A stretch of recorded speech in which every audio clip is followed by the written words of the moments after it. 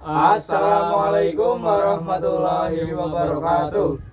Perkenalkan, kami dari kelompok ke-6. Kami akan mendiskusikan tentang kerjasama bilateral antara Indonesia dan Amerika Serikat di bidang pertahanan dan keamanan. Perkenalkan, saya Yusuf Gabriatama, absen 35. Saya Alvan Regi Pamungkas, absen 1. Saya Faisal absen 13. Saya Lukas Dwi Prasetyo, absen 21. Demikian perkenalan sudah kami sampaikan. Selamat menonton. Alhamdulillah ya Allah.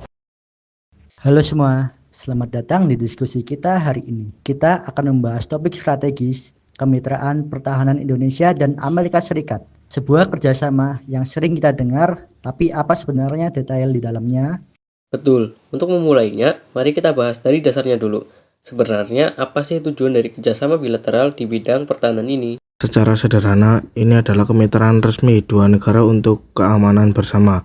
Tujuannya luas, bukan hanya sekedar perang, mulai dari peningkatan kemampuan militer, menjaga stabilitas kawasan, hingga menghadapi ancaman non-tradisional seperti terorisme dan bajak laut. Dan yang penting, ini juga untuk membangun jembatan saling pengertian antar tentara.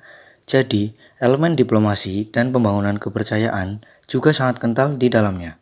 Pertanyaan mendasarnya, kenapa dua negara yang terpisah samudera ini perlu bekerja sama? Dari sisi Indonesia, kira-kira apa alasan utamanya? Bagi Indonesia, Amerika Serikat adalah mitra penting untuk modernisasi. Kita butuh transfer teknologi dan pelatihan untuk mengamankan wilayah yang begitu luas, terutama laut. Buku Putih Pertahanan 2022 juga menyebut pentingnya kemitraan strategis. Dan dari perspektif Amerika Serikat, Indonesia adalah kunci partner yang tak tergantikan di Asia Tenggara. Dengan posisi geopolitik sebagai poros maritim dan kekuatan demokrasi besar, stabilitas Indonesia sama dengan stabilitas kawasan Indo-Pasifik yang merupakan kepentingan nasional Amerika Serikat. Hubungan ini tidak selalu mulus, ada pasang surut. Titik terendah mungkin pada saat embargo militer Amerika Serikat pasca 1999. Tapi hubungan ini berhasil dibangun kembali. Ya, momentum pemulihannya ditandai dengan perjanjian kerjasama pertahanan atau Defense Cooperation Arrangement atau disingkat DCA pada tahun 2010. Ini jadi pijakan formal untuk semua kerjasama yang kita lihat hari ini, mulai dari latihan hingga pembelian alutsista.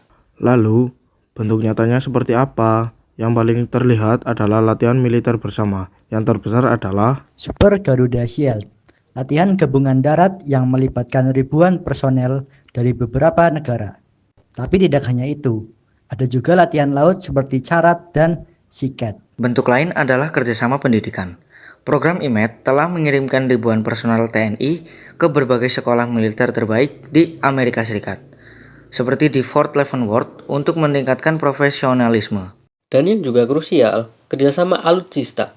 Indonesia membeli dan mengupgrade pesawat tempur F-16, membeli helikopter serang Apache, dan pesawat angkut berat C-130J Super Hercules dari AS, yang semuanya meningkatkan daya tempur TNI secara signifikan. Semua kerjasama ini tentu membawa manfaat. Untuk Indonesia, manfaat langsungnya ada di peningkatan kapabilitas dan profesionalisme TNI, serta penguatan industri pertahanan dalam negeri lewat transfer teknologi. di level strategis, ini memperkuat posisi Indonesia sebagai regional leader dan meningkatkan kredibilitas di mata internasional. Bagi Amerika Serikat, mitra seperti Indonesia sangat berharga. Mereka mendapatkan akses dan pengaruh di kawasan yang sangat vital, serta mitra yang bisa diajak menjaga keamanan jalur pelayaran global seperti Selat Malaka dan Laut Cina Selatan. Intinya, ini relasi simbiosis mutualisme. Kedua negara mendapatkan nilai keamanan yang sangat dibutuhkan dari kemitraan ini.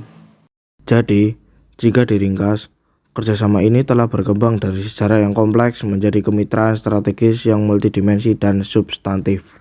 Dengan fondasi yang sekarang ada, harapannya ke depan kerjasama ini bisa semakin setara dan saling menghormati.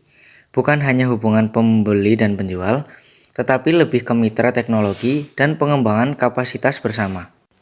Poin pentingnya adalah kerjasama ini harus selalu berorientasi pada kepentingan nasional Indonesia, sekaligus berkontribusi pada perdamaian dan stabilitas di kawasan kita. Demikianlah tadi diskusi kita. Semoga dapat memberi gambaran yang lebih jelas.